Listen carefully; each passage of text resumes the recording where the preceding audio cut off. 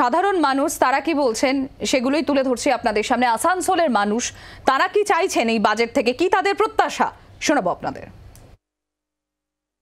ওই যে section 80C তে যে 1.5 লাখ টাকা ডিডাকশন দেওয়া হচ্ছিল সেটা এখন নিউ রেজিমে বন্ধ হয়ে গেছে।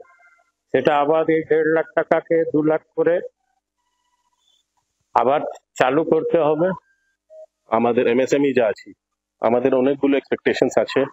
আমরা চাই কি যেরকম আমাদের নেশনে ওয়ান নেশন ওয়ান ট্যাক্স চলছে, সেরকম আমরা ওয়ান নেশন ওয়ান সাবসিডি কিংবা one nation one incentive scheme চাই।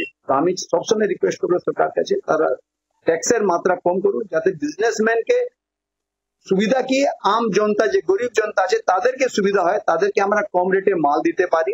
ট্যাক্সের জন্য জিনিসের দাম খুব বেশি বেড়ে যাচ্ছে। আসানসোলের মানুষজন, ব্যবসায়ী যারা, তাদের কি প্রত্যাশা এই বাজেট থেকে আপনাদের শোনাচ্ছিলাম। কলকাতার সাধারণ মানুষ তারা কি বলছেন, কি চান তারা, শোনাবো।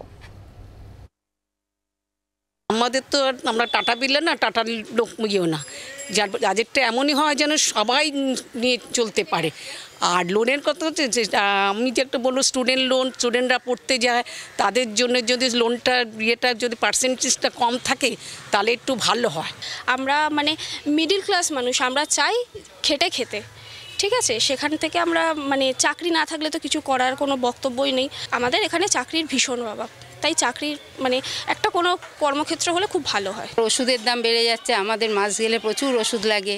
সমস্ত ওষুধগুলো যদি একটু দাম কমে তাহলে আমাদের একটু খুব সুবিধা।